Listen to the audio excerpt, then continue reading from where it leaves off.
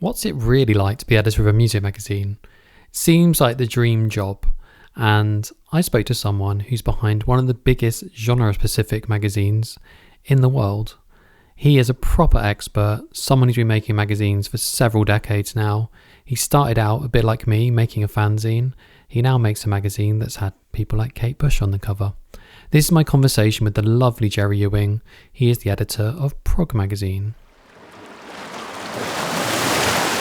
First question I'm asking everyone is, what is music journalism? Well, it's journalism, but it's specifically about music. I mean, I adhere, probably very old school, to, it's reporting the facts, to inform, educate and entertain. BBC have gone into your brain. Well, I genuinely believe that's what it is in terms of music writing. I'm not talking about other forms of media. Yeah. Print magazines specifically. There are other reasons for doing other things, but when it comes down to what my core job is, that's how I view it. And putting one bigger babushka doll around that, what is journalism? It's reporting on what you see around you. It's writing about what you see around you, whether it's art, it's it's what is actually happening on the streets. It is fighting injustice, I think as well. But it's also trying to do it without taking a polarizing stand. That's a great answer. I've loved all these answers. It's been my favorite bit of the podcast, getting everyone's different definitions, because there's lots of similar themes. I'm sure. Sorry to butt in. I'm sure those change with age as well. I mean, depending on the age of the person that you're talking to, they might have a sort of a slightly different viewpoint. I'd be interested to know if the older people that you speak to, of which I'm sure I'm one of them, sort of have a similar view, and that changes the younger people get. I'm not sure if the oldest, definitely the beardiest. You're quite enigmatic, so it wasn't easy to do too much research before this, but I discovered a few things about you. The first one being, I think possibly around the same age, we both started fanzines. Yes. You started a fanzine called Court Jester. I did. So Jerry, could you very briefly introduce yourself and then talk about how your journey started and how you ended up finding yourself editing PROG magazine for the last decade? Sure. I'm Jerry Ewing. I'm the editor of PROG magazine. And it all started for me with Marillion. I went to see Marillion at the Marquee. If you predate that, I went actually to see a band called Asia, who were back in the early 80s, called a supergroup of people that had been in a lot of big prog bands. They were sort of slightly more commercially driven by that point, very popular. Actually, if I predate that, I came over to the UK. I grew up in Australia, in Sydney. So my musical upbringing is very much geared around AC/DC and bands like Skyhooks and Sherbet and Cold Chisel and Rose Tattoo, and largely anything with a guitar. Australians were then very much, and still to a certain extent are, suspicious of something if it doesn't have a guitar in it. It doesn't have to be incredibly loud, but they... So, and then my family came over to the UK, and it was around the time of the new wave of British heavy metal was kicking off. So that obviously aligned itself musically with what I'd grown up with, and I got into that. And it must have been amazing to be a teenager when heavy metal was kicking off. It was. Probably not as exciting as when new metal kicked off when I was a teenager. Yeah, I mean, no, in a generational thing, it's probably exactly the same. The thrill and the buzz. I mean, we moved to Chorleywood in Hertfordshire, and I used to get the train to go to school from Rickmansworth Station. You walk down and it was there was a dual carriageway opposite the station, so you went on an underpass. And that underpass was known in the early 80s as Headbangers Alley because it was covered with all the band logos.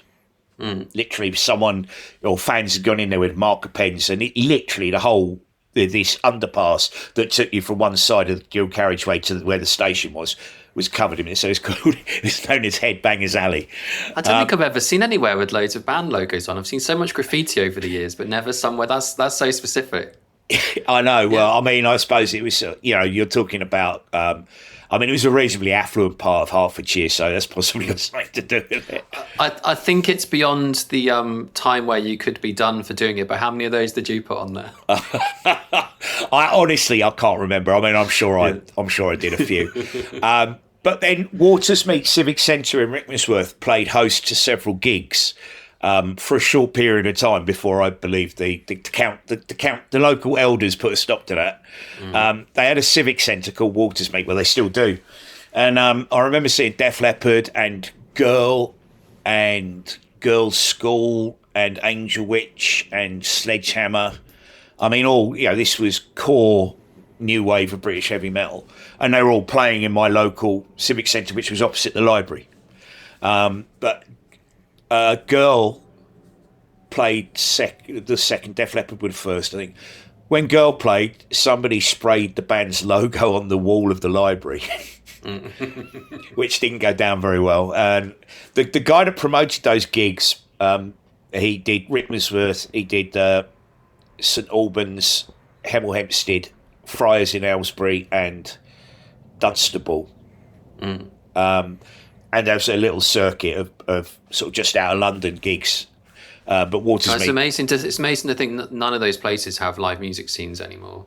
Yeah. Maybe St Albans a tiny bit. It was massive. It was massive. Okay, so we only had, 3 TV channels at the time. Yeah. Which is a bit of a culture shock for me coming from Australia. But even still, that idea of being, like, people talk a lot about kids not having anywhere to go. Like, you would have gone to a gig just for somewhere to have been out of the house a lot of the time. And, like, to think that you were watching acts who... I know there was a lot less music around, but they were probably a bit more...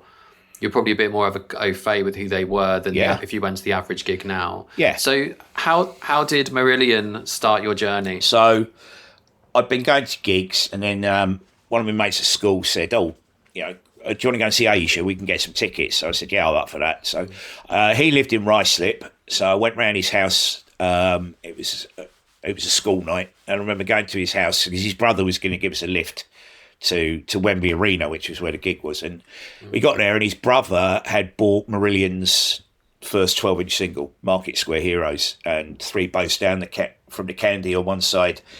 And on the second side, Grendel, which was like this 17-minute epic. And we listened to the first side. That didn't fit on a 7-inch, right? No, it's 12-inch single. Yeah, 12. And I think they had to play at 33 RPM as well. I think 45 one side. Anyway, we listened to the first side. It was all punchy and up-tempo stuff. It rocked as well as having flowing keyboards and stuff. Flipped it over, and I had no idea bands could write songs that long. I'd never heard it, and I was just blown away. I mean, I literally was just like, wow, this is just... So it just triggered something in me. The story, I got into that, and I still love heavy metal and AC/DC and that, but it just triggered something. So of course I'm like, right, I've got to see them. And it was just at the point, that was October 82, so it was just at the point where they were coming up to do their run of legendary Christmas shows at the Marquee in December 1982, and I went to 2 of the 3. So you had Marillion on the 3 nights. I think you had Solstice supporting the first night, Pendragon the second night, and the Dagger Band, I think, the third night. I went to the first 2. I'd never been to a gig in the Marquee. It was hot, sweaty. It was, that in itself was something. When they did Grendel, Fish pulls a kid out of the crowd, acts it all out. It was. I was just like, I've never seen anything like this in my life. And I got a copy of of their newsletter, which was called The Web, and I was reading it on the Metropolitan line home after the gig, and And I just was thinking, well, I could do something like this. It was a couple of sheets of A4 stapled together. And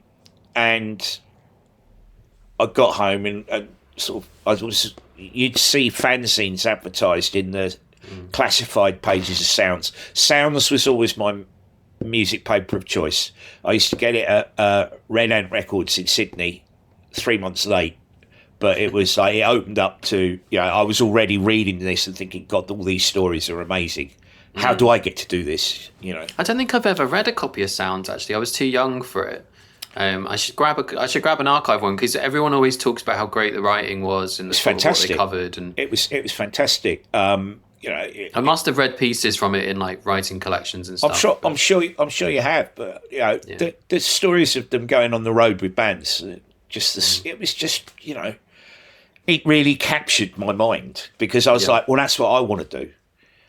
And anyway, I knew about fanzines, and I thought, I'd seen the web, I'd seen how Marillion did it, and I thought, well, I could do this. It's very DIY, very much that punk ethic, if I could do that. And I did. I borrowed my mum's Olivetti typewriter. I traced the figure off the front of an album called Waltz of the Fall by a band called Lamat, who were from Essex. Because it was they had a jester type character, so I kind of traced that and then embellished it. I mean, I'm rubbish at art, and used the old English letter set that you buy from Smiths. Yeah, and I reviewed the Asia gig, and I wrote about Marillion, and I think it was about 5 pages, I think. And my dad worked for Taylor Woodrow, I think, at the time. And they had offices that overlooked Wembley Stadium. I remember he went, I'll run a few off at work for you. And we advertised it in the back of Sounds. And it sold out in about 2 days. And he had to go back and print more and more and more. and then, it was like, wow, there is a market for this. So that was Court Jester fanzine. How old were you then? When do you remember? 16, 17. Yeah, so really similar to, I'd seen some people starting newsletters, because I was quite an online kid from like 14, 15, and I'd seen fanzines at gigs, but I didn't understand why I needed to put my fanzine on paper, and like, which obviously I could have done, but I kind of messaged around lots of people asking to get sent demos and things. And I think this is where we have like a sliding doors, different parts of our lives, because the first demo I reviewed was Muse's demo. Wow. And I completely lucked out that I'd met this lad on Instant Messenger on AOL, and he'd sent me his demo. And I thought it was really, really good. So I've sent out my newsletter, and then I like sent it to like Steve Lamacq on Radio 1, and I sent it to all the magazines I wanted work experience at that next summer, and I was very annoying. I was probably the only person sending emails though, so I did get some responses from people, and I did that for a while. And my friend Sean, that I'd met on the Reef message board, helped me co-run it. But I think at that time, that this was kind of a few years before Drowning Sound started, as being so central to learning so many different things. Yeah. Like I learned that people really don't like it if you misspell someone's name, for instance. Yeah. They still don't. No. And I learned, like, I'd read a magazine. I'd been a Melody Maker reader since like the age of 12 or something. But it was so empowering to create something and to be able to hit send and it go out to like a few hundred people, and eventually a few thousand people, and then lots of people started asking to write and sending me records, and it was it's exactly the same. It's just different medium, but it's exactly the same as how Court Jester progressed. I mean, we did 7 issues before I was at university, and going out and getting drunk and having a laugh was a bit more important than writing about prog rock. And it kind of curtailed at that point. But in that interim period, I met people. People started working with me on the magazine, the fanzine. I met all the bands. So, the irony is that all of the bands that in that burgeoning sort of 80s prog revival thing that happened, pretty much all of them are still going. Wow. And guys that I would speak to on an old phone that you did that with. Holding one of those tiny microphones to the earpiece. Sunday afternoon, I'd just be chatting away with like Nick from Pendragon or Brian from 12 Night. You know, they were just sort of filling me. No, he didn't record it. I mean, I wasn't even in that far, advanced at that point. And now, obviously, sort of 40 years or 35, 40 years down the line, and we're all still mates, and I'm still writing, or people are still writing about them. Funnily enough, as long as they keep making good records, though. I'm actually off on Monday. I'm going off to Marillion's recording studio out in Aylesbury to interview them for them. So it's, but yeah. So I mean, that was that, and then I was at uni, and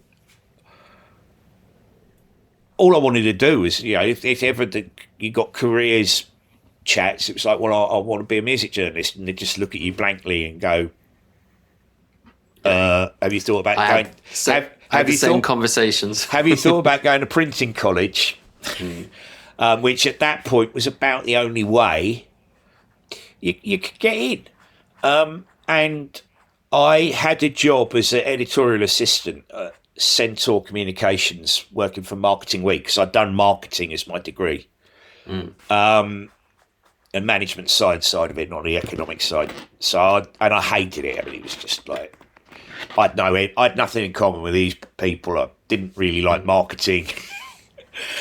Which is really interesting, actually, if you think about the fact that some of the things that are really great about great concept albums and great kind of immersive music projects is actually they're really good at they use marketing as like an additional instrument. Well, I mean, that's being very cynical. I hated it. I hated it at that point. I mean, it served me well in the ensuing 35, 40 years. Anyway, this is just. I mean, this is the most bizarre coincidence of how I ended up professionally writing.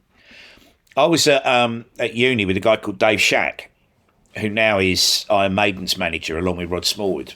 Or I think he's the MD of Phantom Music and Rod's the chairman now. But anyway, Shaq and I were at university and we were mates because we liked the same sort of music and we'd go to gigs together and that. And I picked up a copy of Kerrang in town and there was the piece from Dave in there. So I wrote to him because that's what you did then. There was no email. I wrote him a letter just saying, mate, I've seen your piece in Kerrang. I'm made up for you. Well done. Keep it going. And was there a tiny bite of jealousy to see his name in print? Not really. I just thought, well done, mate. Cool. Great. He wrote back, said, mate, thanks so much for your letter. It was lovely to hear from you. I'm not working for Kerrang anymore. I'm going to take this new job as deputy editor of this magazine called Metal Forces. And I'm moving to London, and initially I'm going to be staying with some friends of the family in Rickmansworth. And I don't know anyone. Can I hang out with you and your mates? And I'm like, yeah, of course you can. And he did. And, after a couple of weeks, he was like, do you want to review this record? And I was like, yeah, I'd love to. And he was like, oh, that's good. Do you want to review another one? Because him and I have both written a column for the student paper as well. Yeah. So he knew you could write and he knew you loved music. Yeah, and the next thing... That's kind of the two main things for the CV, isn't it? Basically, yeah. And I was very enthusiastic and I'd seen that this was my chance. And then I started interviewing bands and I kind of made a point when they got offices near Euston Road, near Great Portland Street. I made a point of being in there a lot. And the next thing, I was the staff writer on the magazine. And eventually I was Dave's deputy. And then Dave went to work for RCA, BMG, as they were then. And we persuaded Malcolm Dome to come over from Raw magazine to edit Metal Forces. And then I left in about 91. I got offered an associate editor's job on Metal Hammer when it was owned by the Germans. And I worked there for a bit until the Germans had ran it into the ground. And then, as luck would have it, Dennis Publishing picked up Metal Hammer. And then they kept on two people from... And I've still to this day, I'm grateful. I don't really know why it was us two, but my mate Wag, who's the art editor of Mojo probably art director now, but and me. And suddenly you got to understand the machinations of a proper publishing company, because everything I'd worked on till that point had been, they were small independent publications, really sort of like glorified fanzines that actually got to sell in Smiths, Yeah. And that was a huge learning curve. And then I was on Hammer. I got offered for a couple of years. I was deputy editor on Hammer. I got offered the chance to head up their one-shots department, which I thought was going to be a good learning experience because I can still carry on writing for Metal Hammer. What's a one-shot? Well, it was popular, stick these poster magazines out. So okay. It was more really learning about the production of magazines, learning how to do all that. But while I was there, I came up with the idea for classic rock. And because the environment that we worked in was very... it was my art editor, a guy called Andy Ryan. He was really into rock music. I think Dave Ling, who worked on Raw and Metal Hammer, had joined us in the office to sort of do production work. And I'm like, look, lads, I've got an idea. And they were like, oh, yeah. What were the tea leaves you were reading that made it make sense? Well, I'll tell you how we managed. We first pitched it, and Dennis turned it down because they didn't really understand what we were doing. And we went back. They said, "Come back.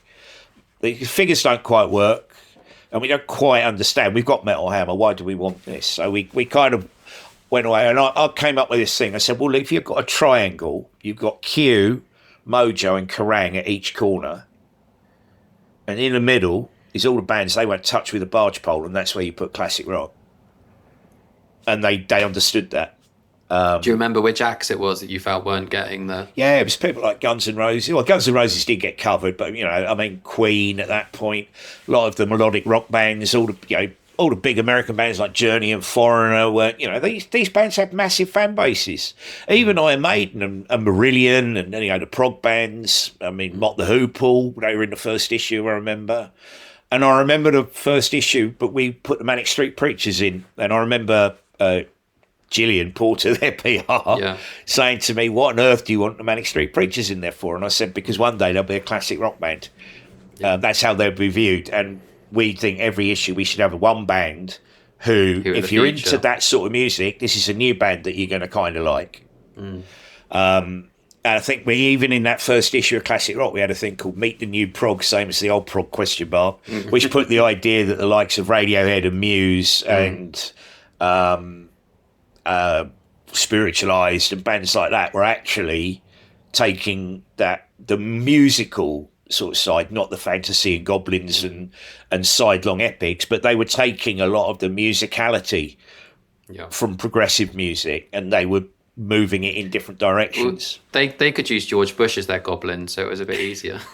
Yeah, and I think they were like dipping from protest music, and like Muse were massively into like Primus and things like that, weren't they? Yeah, they were kind of like from a different rock discipline. So at that time, this is like late 90s. 98. We launched Classic Rock for Dennis Publishing in 98. And what sort of numbers were magazines selling then? Whoa, I know that there's often it's a bit like the numbers they tell the marketing, the advertisers, and the numbers they were selling. I would say that Metal Hammer was probably doing in the region of 40 to 50,000 a month. Wow. And obviously that was dwarfed by Kerrang, which was selling sort of 90,000, I think, at its absolute peak. Plus everyone, like in my class, if you bought Kerrang, 5 or 6 other people read it as well. Your readership is not your sales figure, So I always say it's work about 2.5 people on top of per mag as your readership figure. Yeah, I used to love that actually in tutor group. I'd buy Melody Maker, my friend would buy Kerrang, and on Friday we'd swap. So, Classic Rock, I think when it started out was probably selling, I think probably did about 20,000, but it built that up to, as Metal Hammer sort of went down a bit, Classic Rock was overtaking it. Yeah. So I did that, and then I got offered a job at that point, the whole internet was starting to explode. Little whippersnappers like me started to appear. And it was a whole new thing, and the old idea of digital publishing became a thing. And my mate Dennis had been asked to head up the interactive department, and he went, "I want you to do Maxim magazine for me," because it's the height of the Ladsbags thing. And I was like, but I've got classic rock, and he went, and I kept on thinking about it, and I was like, everywhere I looked, I was seeing these things called web URLs, web addresses suddenly were appearing on adverts on buses and on the tube, and everywhere you looked. And I just thought, well, I've got to do this. I've got to understand what's going on. So I stayed on as that wonderful job title, an associate editor on Classic Rock. I went off and spent about 6 years, looking at dodgy pictures and telling probably even dodgier jokes and all sorts of stuff that you just literally wouldn't even dream of doing today. But it was a different sort of. I'm sure there's reasons why I drove a lot of traffic, and I'm sure not a lot. So I learned all that, and then I left. I did what everyone did at Dennis, basically. I got bored. I left and then contracted myself back to them, basically on just a bit more money than I was earning anyway, for a couple of days a week, which worked for a couple of years until they kind of cottoned on. But then I was... Right, it's been about 10 years since I've done classic rock. I just had an itch that needed scratching, and the more I thought about it, prog kept on coming back. At that point, do you remember those Britannia music series of programmes that they did, the BBC did? Yeah, the BBC ones, yeah. They where music seems to end in like 1985. Well, that's a bugbear. I'll agree. But, I think the last two they ever got around to doing was heavy metal. It's like, oh Christ, we got to, and then they did prog. Yeah. The idea that after 82 nothing happened, which was annoying because. I don't know. You get a little bit of Lily Allen in the outro, like that. That's all that's happened since, and maybe a bit of Oasis. So that basically was the signifier to me that if the BBC are actually acknowledging progressive music, I think Channel 4 did a thing as well, and it wasn't just like. Here's Rick Wakeman wearing a cape. Here's Emerson, Lake and Palmer's trucks with their names on the top. Here's a 3-week-long keyboard solo. Then I thought, well, if they're starting to take it seriously, if maybe that Poison environment that existed with anyone that got into punk, those people obviously filled the pages of music magazines. So none of them were going to be very open to progressive rock, and I understand why. I thought if there's a wind of change, maybe now's the time to look at doing something. At that point, had there ever been a prog magazine before that, dedicated? No, at that point, I mean, the best you got was that Sounds would write about it back in the early 80s. The metal mags before they became a lot more, full of subgenres, were open to it. By the 90s, nah. Yeah. So even classic rock, by that point, Dennis Publishing had sold Metal Hammer and classic rock to Future Publishing. And classic rock even wasn't that much interested. And I thought, well, if classic rock, which is your obvious home for, if they're not going to cover it, then that opens up the market again. You should have read a letter to the editor and opened it. So before we get too into what prog is, I'd be prog magazine, not the genre. I'd be really curious just to get your sense of like what an editor does putting a magazine together, and maybe that helps you talk through how you started prog. Well, I mean that's a really good one because back in the day, it just used to be put a magazine together, but I remember a really brilliant talk by my boss Scott Rowley, who used to edit classic rock, at one of our Future conferences, where he stood up and said, "You're not magazine's just a tiny bit of it. You're a multi-platform content organizer," and that was sort of 10 years ago, and it's changed since then. But at its core, the editor is the person who guides the magazine, who decides what goes in it, sort of, probably sort of helps point the tone of the magazine,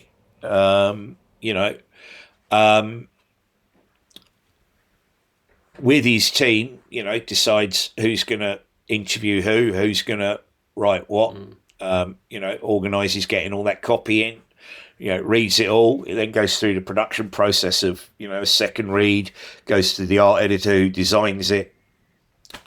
The art editor shows the editor. He either okays the design or says, I want this or I want that. And then it goes to it gets cut to fit by a sub-editor, and then it gets a final read, and then it goes off to PDF. Now, when I first started, this was done in the pub. Yeah, I mean, a lot of that was done in the pub, but again, that just shows you how drastically things have changed. But you also could possibly have a team of 10, 15 people. I mean, I'm sure the NME had even more.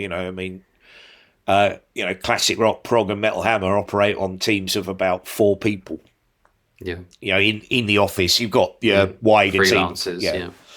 I remember when Classic Rock had 12 people on their team. Prog still had 4. But that's what you did. But then, of course, you've got, then comes along the internet. So you've got to have some kind of presence online, but not just a presence. You've got to know how to make it work. That's, of course, where my background in working with Dennis Publishing's interactive department helped out. Then comes I like how your career is. You've almost accidentally done the exact thing to lead you to the place where you are now. Totally, which was exactly the thing that a career advisor never could have advised you to take any of those steps. No. I mean, I've been incredibly lucky. Yeah. And I guess I've been good enough for what I do to maintain that for 35 years. Yeah. But because then along comes social media. That's a whole new ball game. And you've got to understand how to use that and make that work for you, and that becomes part of your job as well. And this is what Scott was referring to when he said, you're a multi-platform content editor. You don't just do a magazine. You've got all these other things that you've got to look at, and if you're lucky enough, you might have somebody that you employ to handle that, and if you don't, then that's your job. Yeah. To do, I guess in a way that magazine's becoming more progressive because they've got more tentacles. Well, I mean, a bit more like Gentle Giant's Octopus album cover. Sorry, I had to throw a little prog analogy in there. I mean, it's all about adapting these days. It's and it's not just magazines. I think life in general is about how you adapt to whatever gets thrown at you and how you move on. But the way that magazines and working at magazines has changed in the last decade, is that it really rams that home. And I think it's changed more drastically in the last 10 years than the 20 years that preceded that. Changes was slower. Like I said, when I first started out, it was spray mount and cutting out, printing out the copy and then cutting it out with a scalpel and arranging it on a page. Yeah. And then one of my first work experience jobs was working at a free paper, and I had to do the scissors and Pritt stick. Yeah, well, spray mount was the 3M spray mount. I remember that's Fortunately, I mean that desktop publishing came in within months of me starting on a magazine, so I didn't. And then all of a sudden, it was you have to understand computers. I mean, I got away with using a word processor. I don't know if people even know what those are these days, but the old Amstrad. It's Google Docs. 3.5 inch disc that you'd put in, and you'd transfer your files, and there was no visuals, and and obviously, by the time I joined Dennis Publishing, and it was like, here's an Apple Mac. I'm like, well, I don't know how to use that, but I'm not going to tell anyone. I'll learn, and I'll learn damn quick. So one of the things I really pulled out what you said about what an editor does is setting the tone. So when you started Prog, or when you, I guess, you've got it pitched, you've got it ready to go. What was the tone you set? And I guess in amongst that, how do you decide what is and isn't prog to fit within the remit of the magazine? Interesting questions. I mean, you got to understand your readers. You know, and if you don't, you're in trouble. You've got to, you know. But for the most part, you know, a lot of people that I've worked with throughout my career are all music fans. You know, they are diehards, and that's one of the things I actually genuinely love. I mean, I've been fortunate enough to, you know, certainly where we are at the moment, because classic rock, metal, hammer, and prog, sort of their own little thing within Future Publishing. And you know, I've worked with a lot of those people now for over 20 years, and they're all great people, and they're all massive music fans. You know, and that's what brings us together. Yeah. You know, and then we got lucky enough to do the jobs that we do within that. But you've got to understand who your readers are, and you've got to understand, and that's something that comes with time. I mean, you know, I thought I had an idea of what the prog readership might be, you know, and that's a learning curve. I think today, sort of 15 odd years down the line, I've got a much better handle on that. And then you let that guide you, don't you? You know, so on that question then, just the because I often think about the 16-year-old version of myself sometimes and what they would be like now, and then I also think of the person that's maybe 10 years older than me, the person who lost their interest in music at 25. So I sort of have these different characters in my head, and they're not all versions of myself. They're versions of other people I've met, versions of people I've met in different countries, and but they've sort of got like a shared interest. Whereabouts in your head do you have these like imagined characters? And are they all goblins? Yeah, well, you know, they're elven folk of varying degrees.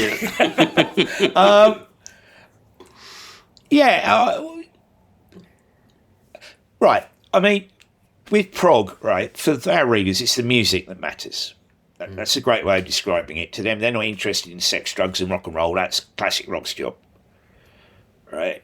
So, you know, I mean, I've had my bosses sort of saying, you know, when they've said, "Oh, what are you doing with that front cover story?" and I've gone, and they've looked at me and gone, "Well, it's a bit boring, isn't it?" I'm like, "No, well, it might be to you, but not to our readers."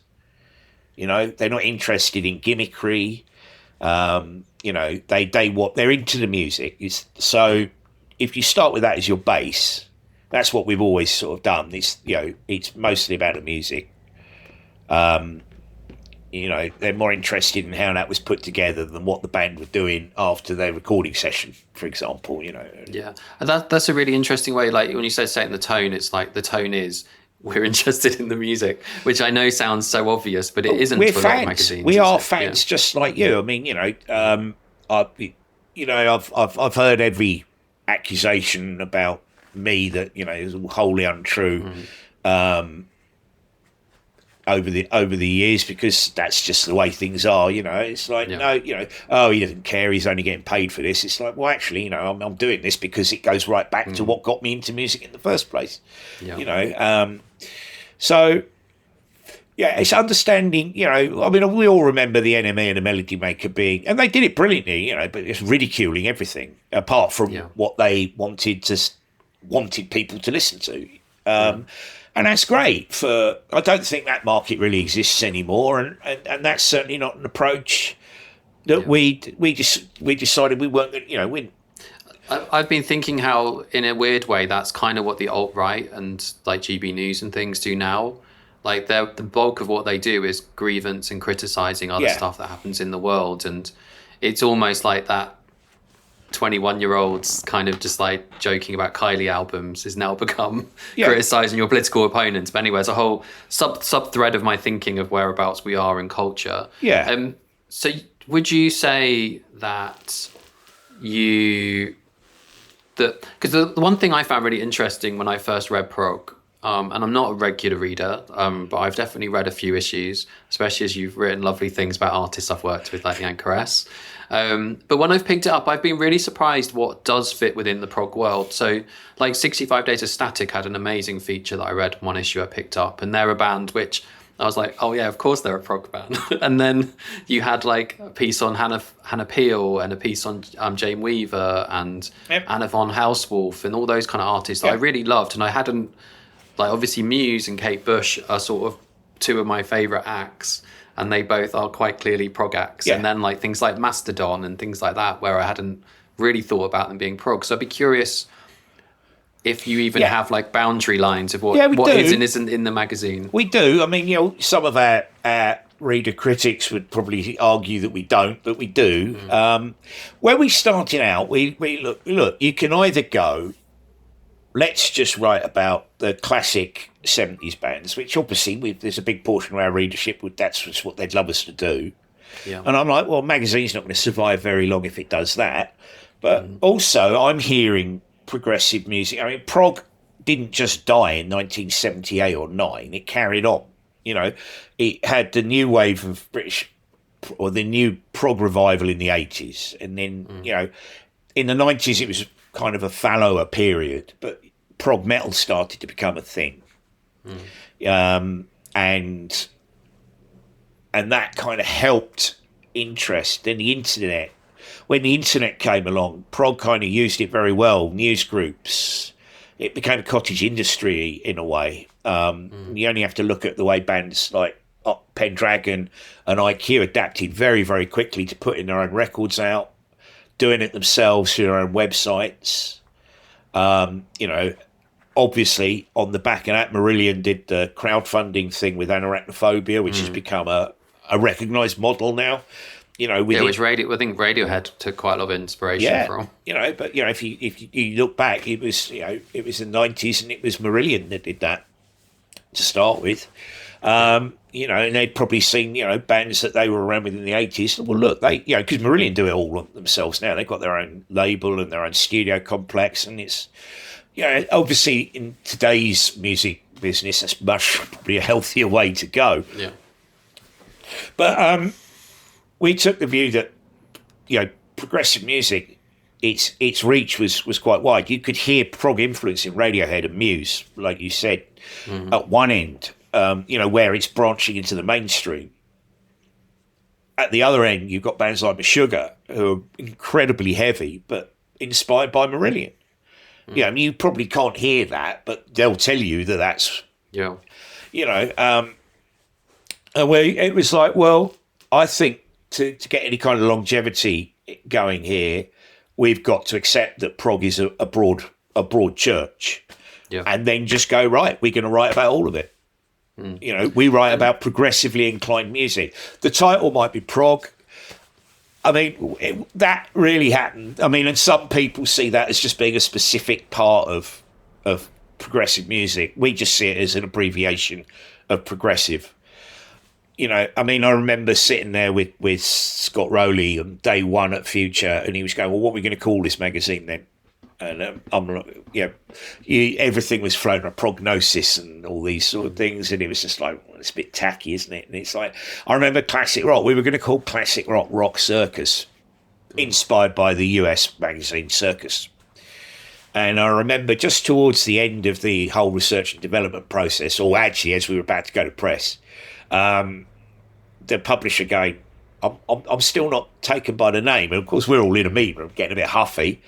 And we go, what do you mean? It's a great name, And she goes, well, it doesn't say anything to me. And I thought, well, if you're a sort of, if you like that sort of music, and that's not. And we said, well, what did she suggest? She goes, well, what's the magazine about? We said, well, classic rock. She goes, well, why don't you call it classic rock? And everyone went, well, that's a brilliant idea.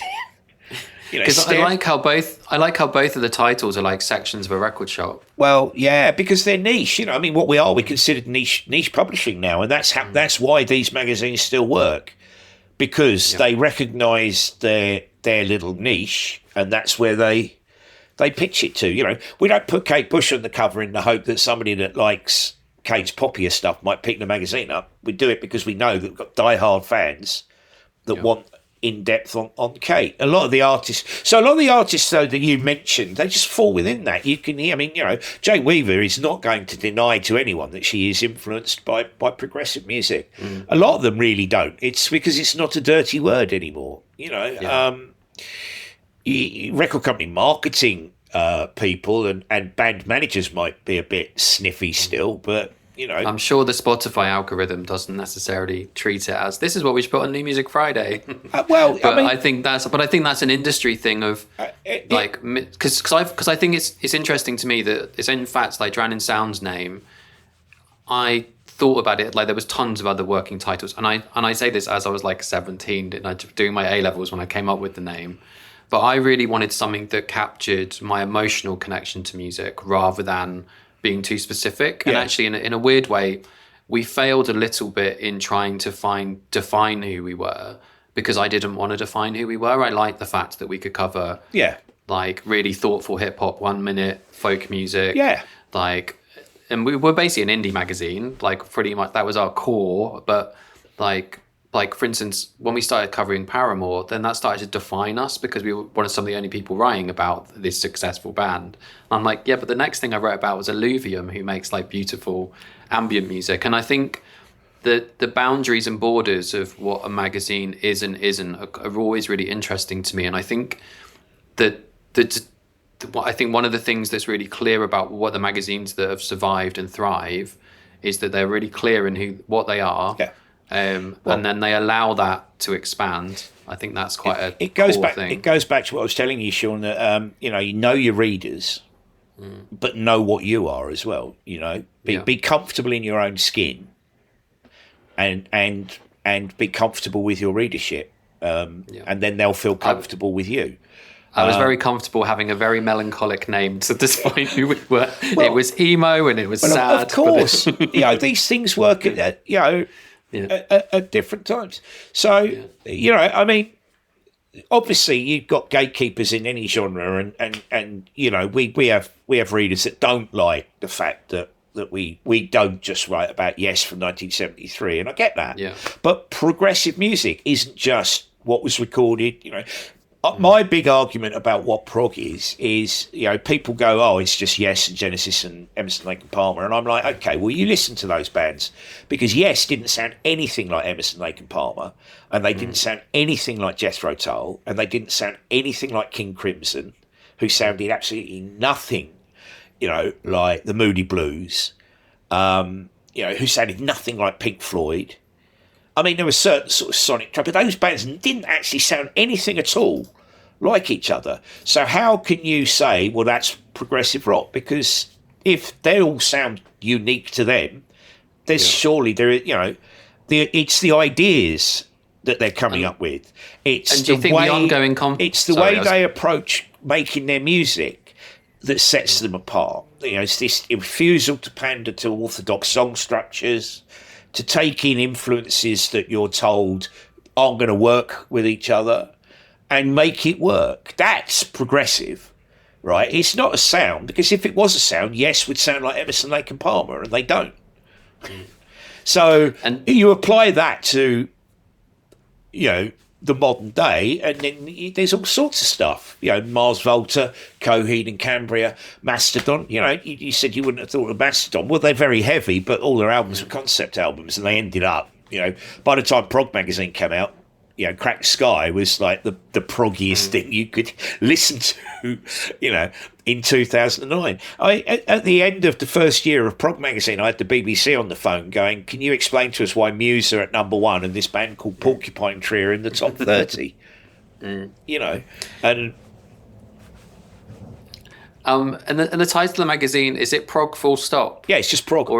And because in a way it feels like a kind of question that's like keeps going, because like it is quite nice that it's a genre that even the conversation about what the genre is and isn't allows the magazine to have like different. It keeps on reinventing itself. But if you're looking at a base of music that could, you know, even in the 70s, that you know was Yes, you know, with all their spiritual stuff that they had going on, Emerson, Lake and Palmer's bombastic classical rock music fusion, but also Kraftwerk and Can and Neu, you know, and then you had like Fairport Convention and Pentangle and even Steel Eye Span, to an example, who were rooted in folk but took that beyond that. They were telling stories and doing concept albums, and they were taking stuff. So prog fans like that. right? So they go, well, that's a bit proggy, that works, that fits in, it's this huge sort of melting pot of music, and the influence. Steve Hillage was playing at Reading Festival in 1978 with Sham 69. And then we have a feature in the magazine called My Prog Hero, and where a musician that you wouldn't think is aligned with progressive music talks about somebody that they're a massive fan of.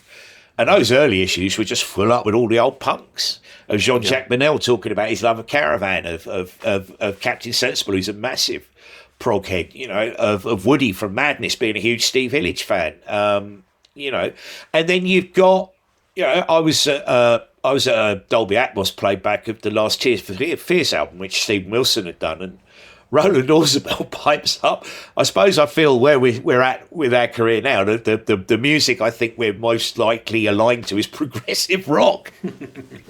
Its influence. It's, we have a T-shirt that says, we are prog, resistance is futile.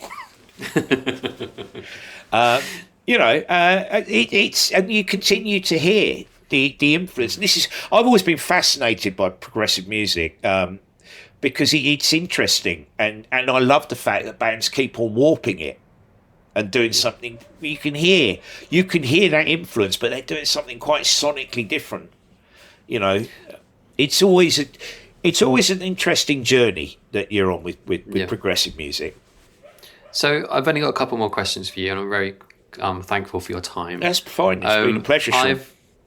I've got a theory that magazines are going to have a vinyl moment. Like vinyl was cast away as being something of the past. I hope you're right. And magazines to me are something which, like for instance, when MySpace came around, people thought Drowned in Sound was going to close. When YouTube came around, people thought Drowned in Sound would close. And I've heard this kind of on and on the idea, but I think one of the reasons magazines started to falter at one point is because they tried to compete with the internet rather than trying to make great magazines.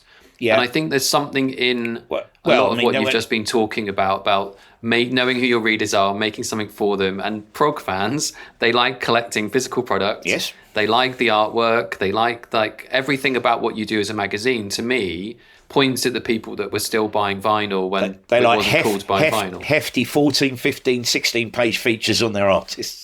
Yeah. They don't want throwaway bite-sized sound bites. We'll just look at the way that the music industry failed to comprehend the internet. I think that's a really interesting point. And I think that it's something that I know, given that I've been involved with prog and classic rock and metal hammer for so long, that we've worked as a group of magazines, have worked incredibly hard at trying to get that perfect sort of unison of getting it right in print, but getting that right online as well, and also how you deal with that as you present yourself to the public. Obviously, through social media, you've got to, all these things. I think that's a really interesting point. I mean, I'd love it if we did have a vinyl moment, because it's not easy out there. And I could probably have earned a lot more money if I'd have gone into marketing. But I wouldn't be half as happy as I am. Probably have the career satisfaction that I've been very fortunate to have. I can't imagine you talking to your 16-year-old self, stapling your first fanzine together, saying, "This is what you ended up doing." This is going to be this. It's quite a lovely arc, but I don't know. There's something in the physicality of what a magazine I'd probably is. said, "I'll take that, but lose the bid." There's something in the physicality of a magazine that I think, as an experience, we're finding scrolling online is not as satisfying, and to kind of value and own something, I feel is quite crucial. I mean, I find I do read stuff online, but that I find it. I still want to pick up a book. I still want to read a magazine. I still want to thumb through a newspaper.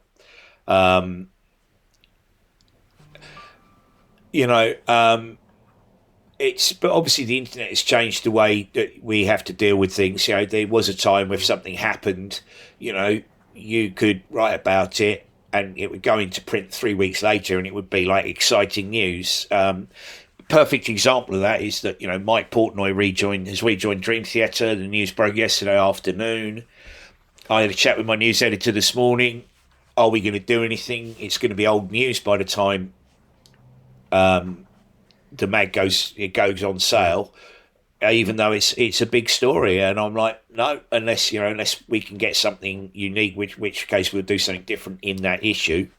Yeah. It's something, that's just a perfect example of how your life has changed, having to deal with the way, adapting to what is around you, basically. It's like, bang, that's out on the internet, that's massive news.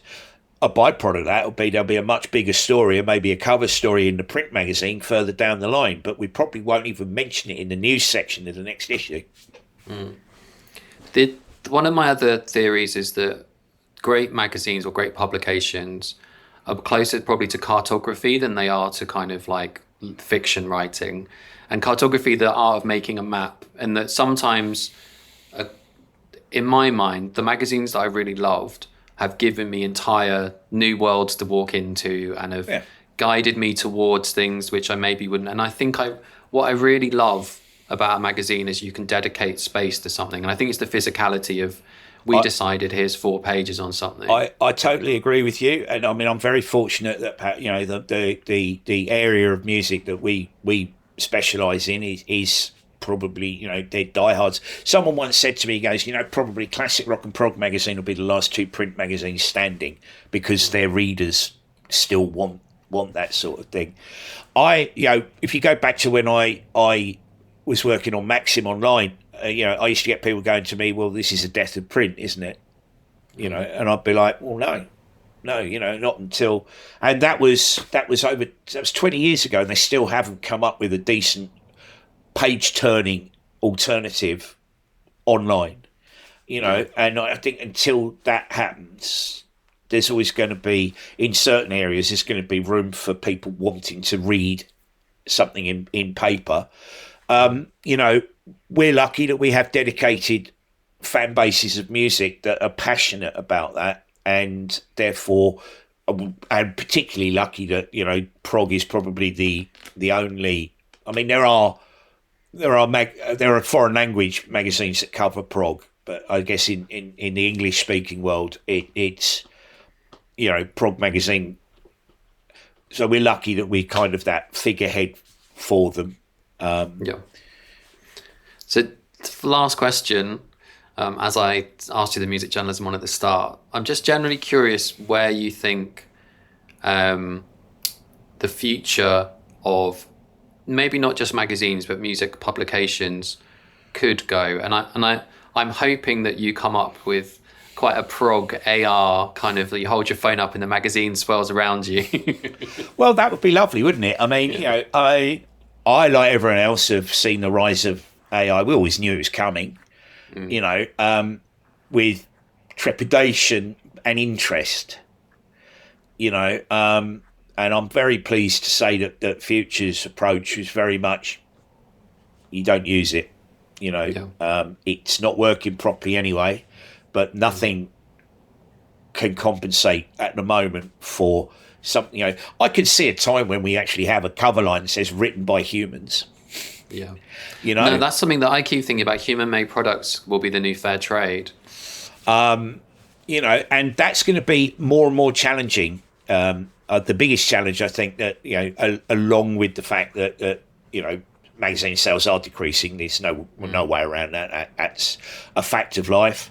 I suspect that something will arise out of those scenarios that presents a new way forward. But I mean, I myself haven't got the idea of what it would be. But I suspect that people still want to be entertained, not just through music, but through reading stuff or to have stuff presented to them anyway. The mediums are sort of changing, and of course that's the byproduct of the internet and the world we now live in. I suspect the advent of AI will speed that up. Like I said, the changes I've seen in the last 10 years so rapid compared to what happened in the 20 years that preceded those. And I suspect that changes will come much quicker at us. And again, it's all about adapting, and it's all about being able to say, right, well, okay, we're going to take what we do, but we're going to move it into this format and this medium and present it in a different way. Because I think, like with AI, one of the things that, if you think about it as intelligence, if you consider your back issues as a knowledge, and that you could query and prod it, and maybe I don't know, you say the sun's just come out, I'm wearing this t-shirt, what record should I listen to? And it might fish through, it might find interconnectivities between your music and suddenly pick you something. But I don't think that is going to be anywhere near as good as me saying, Jerry, what records should I listen to when this chat finishes? No. And you asking me a couple of questions about my music taste. Yeah, because and then telling me what a record to go out. Yeah. And I think you're right. So I think that, I think, at the heart of it, there has to be human connection. Otherwise, we're just all lost to algorithms, which, never get it right. At the moment, as AI is hopelessly, poor, but will get better. But I think at the root, there's another thing, actually, going back to your very first question, actually, what is journalism? It's communication. It's communication between human beings. That is the mic drop. That's a perfect way to end. Thank you so much. Thank you for listening to this episode of the Drowned in Sound podcast with Jerry Ewing, the editor of PROG Magazine. As always, you can find links in the show notes. This series is hosted by Sean Adams. He also produces, researches, and lightly edits each episode. Bye for now.